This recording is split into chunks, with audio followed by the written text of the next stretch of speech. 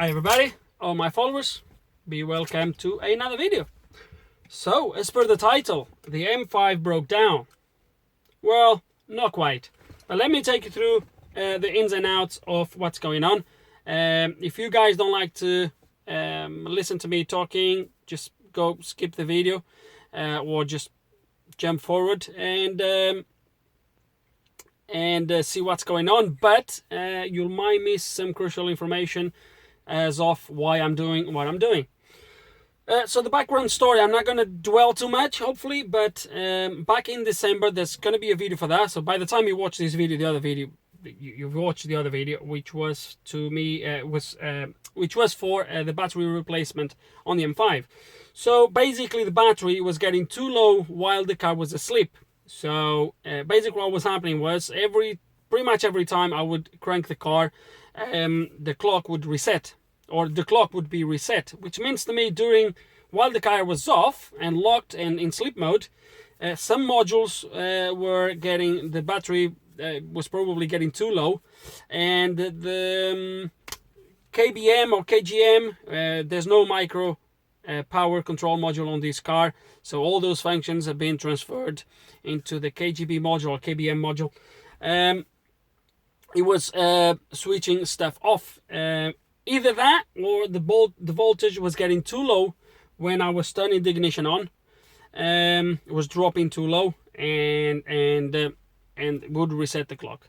Anyway, the battery was indeed bad, as you have seen on the video from the test. Actually, I always have a spare battery that I use sometimes to jump cars, etc., or even to test things. I always have a spare battery. I have a 45 amps spare battery, a really little one, and at that time I thought, well, if the M5 battery it was still good because it was cranking the car, but the battery was bad. Believe me, it was bad.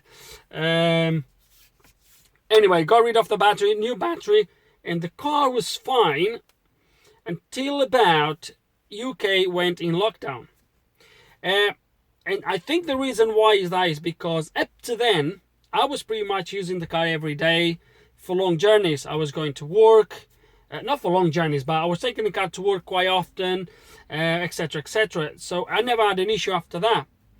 When UK went in lockdown, Mrs. had been fell off from work and other things happened, and the M5 was pretty much just parked here on the driveway. I was not driving the M5 at all. I was driving the Corsa or the van. Now, what was happening was I was using the car literally to take cars in and out from my driveway. So I don't know, for you guys that follow my channel, you might have seen that I have a little bit of concrete right there at the front, and then I have gravel here on the side. Here usually is where I put the cars to repair, and my M5 always stays there on the concrete. So basically I was taking the M5 in and out to move cars in and out. And this was like 5 minutes, was pull the car out, leave it idling, take a car, put a car or whatever, drive back in, turn it off. And the clock start to reset again. Plus, I would get a warning here for increased battery discharge. Start to scan the car, and was no codes. No codes for nothing. As you know, this alternator is why it's called a smart alternator. There is a BSD line, a byte, something like it's basically a communication line between the alternator and the DME. So if for any reason there's something wrong with the alternator, or if there is a missing communication, if there's a broken wire, whatever, you'll get faults for that. I had no faults at all. Checking the battery status, the battery has been, over the last few months, has been between 20% and 40%. There is a few scales. I should have taken a picture of that. But basically, my battery has been running on the low side all the time, when it should have been above 60% all the time, where the most value should be. And it wasn't. Which to me meant the battery was not charging. So I started to monitor. And what I find out was that if I would start the car here, the battery would not start to charge until the engine was fully warmed up. Believe me or not. So until let's see if I show you. So until what it is right now, because I just drove the car to put some fuel and to park it here now to work on it. So until this bar here came all the way down, so until the yellow lines came all the way down to about 8,000 and something, the battery wouldn't charge. Charging the battery, so when the alternator was charging the battery, I've scoped the alternator, which I'm going to put the pictures here now.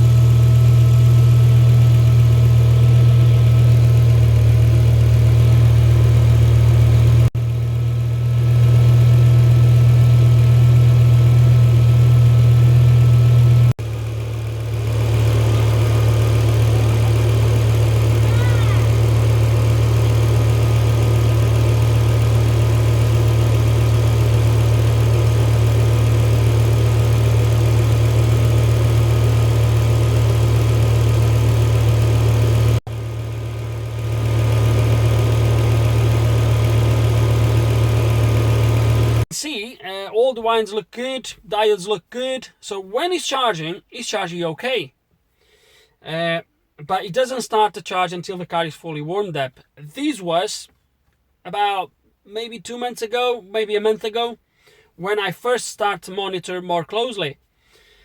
Lately it's been getting even worse. Sometimes it's heat related, but it's getting slightly worse. Now what I've noticed as well is, if I just start the car and leave it idling, as soon as the engine is fully warmed up in there, it starts to charge. If I'm driving the car, sometimes it happened when I went from here to work and the car only started to charge when I was getting to the car park. And that's a good 20 minutes drive. So it was getting really bad. So it looks like when I'm driving, obviously the air flows, etc., keeps things a little bit cooler and the alternator won't charge. Now, I've checked everything. So from the alternator, there's a cable, a straight cable that comes all the way up to the engine block right at the top. There's a junction in there. I've got that into bits. It was not dirty, but I've gave it a clean just in case, put it all back. Then from there it goes to that jump point or battery point at the top of the engine. And then from there, there's a straight line to the battery. Did the voltage drop? Check. At least from when I can do it, because I can't get to the alternator obviously, but voltage drops, everything is good. But even if I had a voltage drop issue, the only thing it would do was it would probably ask for more voltage from the alternator. He most likely didn't charge. Right, so I was a little bit confused as well, is because why was not charging the battery and I was getting no warnings. So I start the engine, the battery, guys, I've started to monitor from here to work, and I got the battery as low as 10.5 volts when driving. Sorry guys, I just got interrupted. But yeah, it was getting as low as 10.5 volts, and that was literally scaring the shit out of me. So I had to stop driving the car. Only went today, really, literally, I had it here warming up before I take off until I see the battery charging.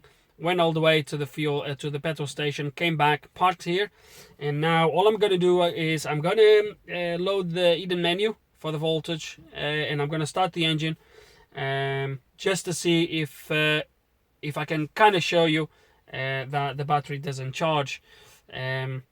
And then when it starts to charge, I have some clips, but I'm gonna try to do this here now so we can so you can guys see it. But yeah, but this is gonna be literally an alternator replacement, hopefully. So it is a little bit of a pity to get to this alternator. You need to take a couple things out, so I'm gonna hope that I can do that here on the floor just by lifting the front of the car and put the front of the car on some stands, hopefully, and get it done that way. So yeah, let's gonna start the engine, and I want to show you exactly what it does.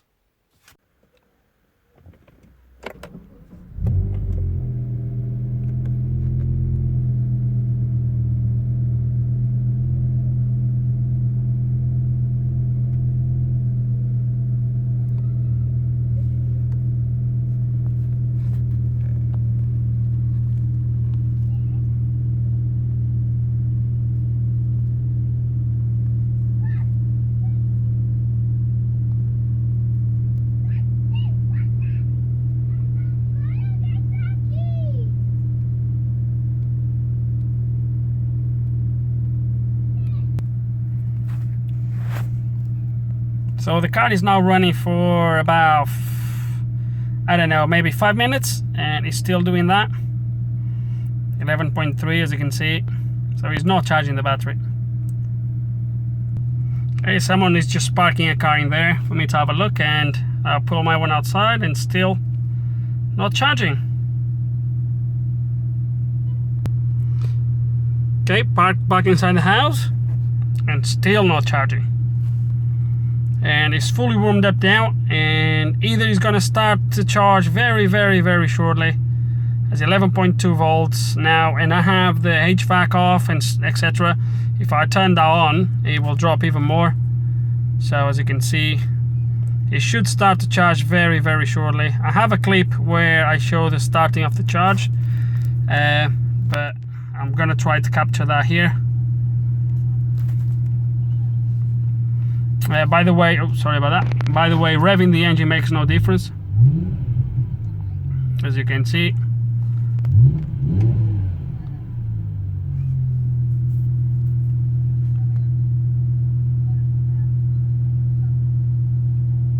See if it starts to charge.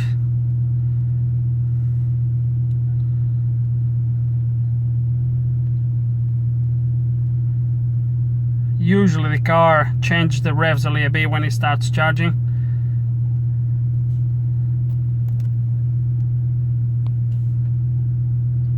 Look at that. There we go. It's gonna start charging now. That drop, guys, is when the hydraulic motor for the gearbox hydraulic system kicks in. So as you can see, it just started to charge now. So there we go. So it took all this time. So I had the car running now for about nearly 10 minutes, and only now we started to charge. So as you can see, okay, I was to go and look for a clip that I had, but I had this opportunity now to record it. So there we go. So this is exactly what it does. Hopefully you have seen that. So it was not charging. It's not charging. There's no point for me to carry on driving the car like this, because I'm gonna damage something, so I can't just do it. So yeah, so let's gonna do it. Hopefully I'll take you through how to change the alternator here on the floor. It's gonna be difficult, but I'm sure we can get it done. So the alternator for these guys from BMW. Now the alternator this car uses is a Valeo 170 amps, and BMW, I was to go genuine because I would like to keep everything obviously genuine on the car. And have receipts and all that stuff. Unfortunately, I'm not going to do it. The alternator for this car at BMW, it costs £750. Guys, £750 for an alternator. The Valeo alternator, which is the same thing, is what BMW uses. The only difference is the sticker at the back comes up with a BMW logo and the part number. But the Valeo part number is TC01106. I can't remember now. I will leave in the description below all the details for everything you need to know. But yeah, the alternator BMW, 750 quid. That's way too much money, so I'm not going to do it. I'm going to go for a Valeo, a proper Valeo alternator for this car, which I can get it for less than £300, but is around £300. That it costs. I don't have the alternator yet, and the only reason why I haven't bought the alternator yet is just in case if there is a faint option that, or if there is a possibility that the problem is the freewheel on the alternator. I much doubt that's the problem, but in case if the problem is the freewheel, that somehow is not pulling the alternator, then in that case obviously I might just replace that. Otherwise, it's a full alternator. As I said, I can get it just below £300. So, with no further ado, guys, let's gonna get the car jacked up. Get in the car, start to take trays out, start to take things into bits, and then I'll take you through the process of remove and install the new alternator. Okay, and once the under tray is removed, let me show you underneath here. So, the alternator lives right there. That's what my alternator is. To get to the alternator, we're gonna have to move all these pipes, etc, etc. We need, I believe, to drop the sway bar to get more space to get back there, to get right at the back. And then the tensioner is right there. There's a little cap to take the belt. Is the inner belt, by the way, and there's 2 belts on this. So okay, so yeah, we're gonna start to take these bits off. Okay, see if I take you through a little bit what I've been so far. So the hair pipes are out, the pump is out. Now to remove the sway bar, so the bolts are all removed, everything's out. But in order to move these, there is a little nut that holds here into this subframe, that holds a little bracket in there, so you can then move these a little bit more freely. So you need to undo that. The belt is out. The tensioner, it's not too bad, but I think I might gonna replace it. But yeah, so that's where we are, because there is a bolt in there to remove this housing here that I can't get to it. I think I'm gonna have to get to it somehow through the top, but it's a little bit tricky to get to it. Okay, the sway bar is now dropped, so you need to take it from the supports and then pull it forward, and then that way, right to my right or your right, pull it that way, and then it drops. Once it drops, expose the back of the alternator and expose the 2 bolts that holds these assembly here. There is one, where are they? There is one right there. I don't know if it's going to be able to focus. There we go. There's one there, then there's one at the front in order to remove these out. Okay, alternator is out, and I should have let the car to cool down first. Oh dear, oh dear. Right, here it is. As I said to you, this is Vallejo.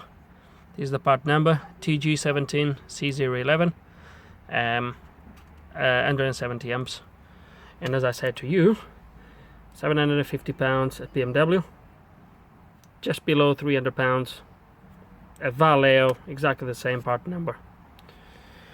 A quick correction, there is no freewheel on this, which is a little bit odd. I was really convinced that these would have a freewheel.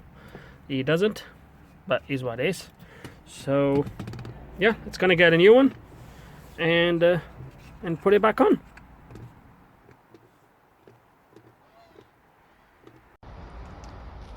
Right guys, so everything just went a little bit off track.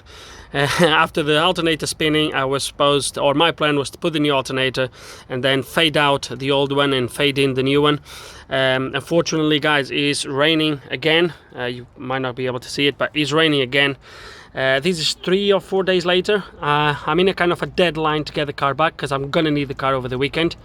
So I just rushed a little bit through this morning while it was not raining. I had to get changed already because I was completely soaked. So everything's back on apart from the under trays. I haven't started the car yet. We're going to do it together so we can all see what happened. The new alternator, the box is there.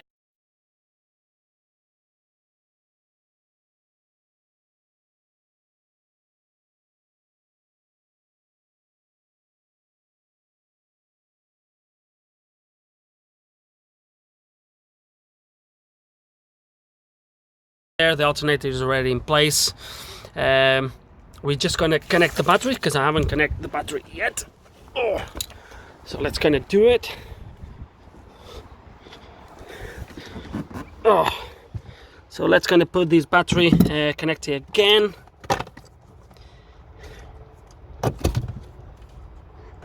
Okay.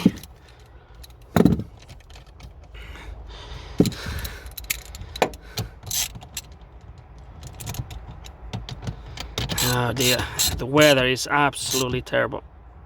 But I'm desperate to get the car back on the road because I need the car by the weekend, as I was saying. So I really need the car back on the road. And this was my only day free. Because I'm working tomorrow night and Friday night. And I need the car on Saturday. So right, I'm gonna load the hidden menu and start the car and hopefully see what happens. So let me try to do everything yeah, of course, yeah, the battery was disconnected, etc, etc, so we'll know about that. Right, let me see if I can load that hidden menu now. Come on, get out of there.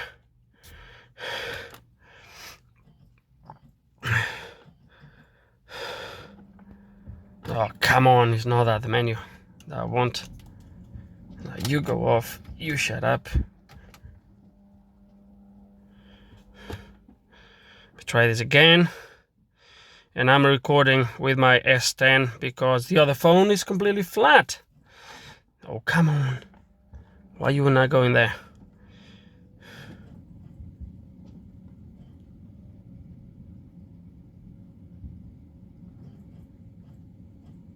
Ah, there we go.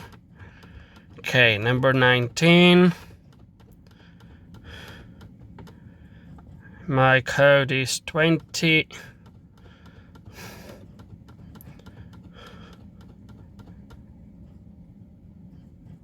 Now number 9, and I should get my voltage. Okay, 11.6 is a little bit low. Right guys, moment of the truth. Let me zoom this a little bit. Moment of the truth. Let's gonna start the car. Oh dear. Oh, my heartbeat. Okay, let's see if it's charged straight away.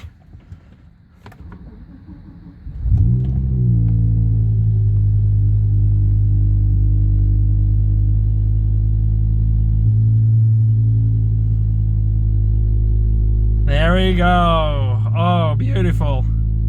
Beautiful. Oh dear, that's good. That's good. I do know, guys, that the car doesn't start straight away. It does just what it did now. Someone sent me a clip of actually Neff's Diagnostics that you might follow his channel. He was working on an M5 and he sent me a clip showing me the car starting from cold, and it does the same as we have just seen. It takes a few seconds from when you start the car to go and start charging. Being a smart alternator obviously is outputting whatever the ECU tells it to do. But guys, that's much better than it was before. It seems to me that it's a little bit low. I would expect to see the 14 volts, but as you can see, it's slowly, gradually going up. Probably it just battery was a little bit low, as you have seen, and probably the system just doesn't want to throw 14 volts at the battery straight away. It is charging, guys. That's the main thing. As you can see, the weather is absolutely crap. Gosh. There we go. So now it's reaching the 14 volts now. Let's let it do its stuff. I will come back in a minute when everything is stabilized. The battery went really low, as you have seen. So yeah.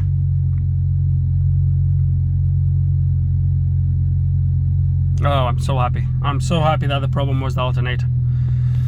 Right, let's gonna scan the car as well, make sure we have no faults for, well, I had the battery disconnected, I had the key on with the alternator disconnected, so it might be that we're gonna have loads of faults in there. We'll have to wait and see, but it's looking good, guys. It's looking good. Okay, and the car is now here idling well for probably about 10-15 minutes. It's fully warmed up, as you can see. The voltage has been steady in there, 14.1. Really steady. Let's gonna get the time right. Hopefully it's the last time I'm gonna have to do this. I was having to do this quite often, and it's about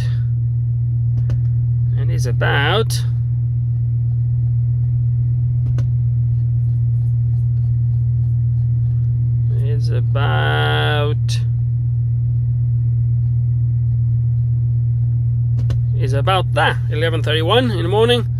Date should be okay anyway. So date is wrong. It's now the 8th. That's wrong. Let me get the date right. Okay, so date today is the actually 15.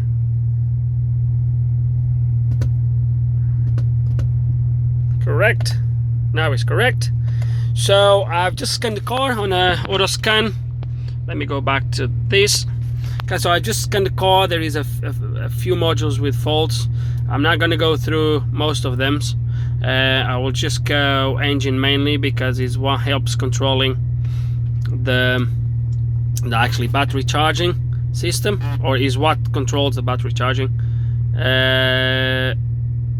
Okay, power management, vehicle electrical system absent. So you would expect that anyway. So let me see just if I have, forget about the gearbox, not worried about that. Most doesn't matter. TCU, just if there's anything on the KGB or KBM, wherever that is. No, light module doesn't matter. DAB, yeah, not worry with that. That's just gonna do a quick erase.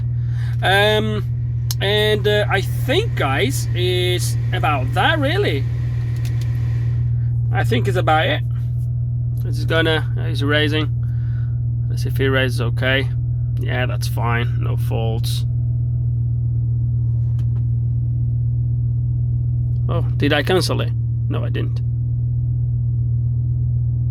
Oh, we have a fault on the SMG. Let's gonna see what we have in there then. So on the SMG we have that. It says, I believe I need to either drive a little bit or just cycle the ignition. I just don't know why it doesn't, why he's not actually clearing the codes. Let me go out, because he's absent the fault. So control unit, oh no, it's gonna go to what I'm doing, looking through the phone is a little bit weird. Okay, read codes, so absent, blah blah blah blah. It's gonna erase the codes. Yes, okay, read codes. Okay, that's weird, really weird. Let's just so obviously that menu most likely is going to disappear now, but I'm happy with the charging. Okay, let's gonna do that. I might need to drive the car though.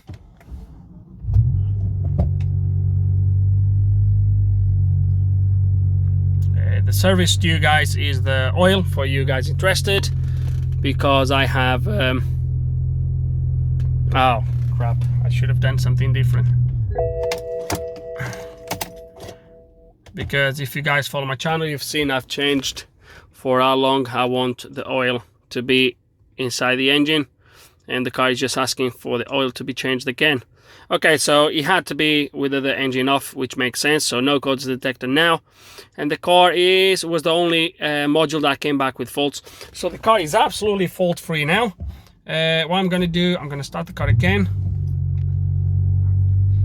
and I'm gonna load that menu one last time.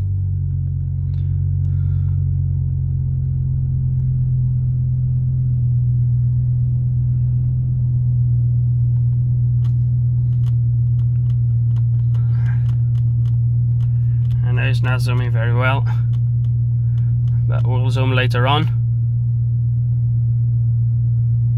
No, it says lock is off. Okay.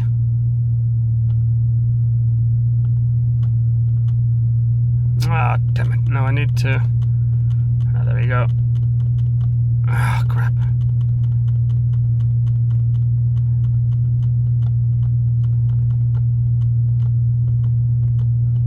There we go. There we go, 13.9, 14 volts. It's been really... Let me zoom that a little bit. So it's been steady on, like that since then. And that's it, guys. Hopefully we fixed the problem. I do apologize for not really take you back through putting the alternator back on. As I said, the weather, I really only had this little bit of a window. The weather has been really bad, and I really had to get this done. But yeah, in the end, just the alternator. Really weird though. That was not really triggering any faults. Another thing I want to show you guys, if you remember at the back, at the beginning of the video when I mentioned about the battery, I want to show you this powertrain. Where's that thing is now? Let me see if yeah, battery. Is that one in there? I'm going to show you, hopefully I will be able to show you that the battery up to now has been on the low charge side most of the time, when it should be exactly the opposite. Let me bring these up here. Perhaps up here, maybe a little bit less clear now. Nearly the same. I don't know why I prefer my other phone, the S7, for this kind of stuff. So state of charge for the last 5 days. Let's kind of do from the beginning, since the battery was... So as you can see in there, look at that. So between 0 and 20, 0 hours, but look at that. Most of the hours are between 20 and 40%. Most of the hours should be between 60 and 80. So hopefully this will start to change now. I'm not gonna register, I'm not gonna go through the registry and new battery to start all these again. I'm not really worried about that. But both range above 60%, so that range and that range should be the highest ones, and is exactly the opposite. If I go over the last 5 days, it's gonna be a little bit weird because the car's not been even running really.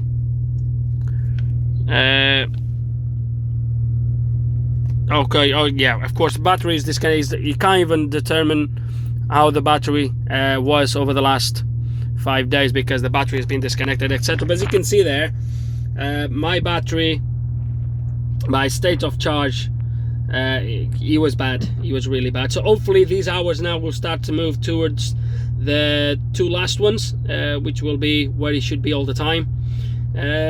So yeah, this was definitely a bad alternator. And I really hope, guys, that you enjoyed this video. You know, what else to say? Hope there's some information you can find useful. If you have any questions, guys, any comments, please put them below. And like always, thanks for watching.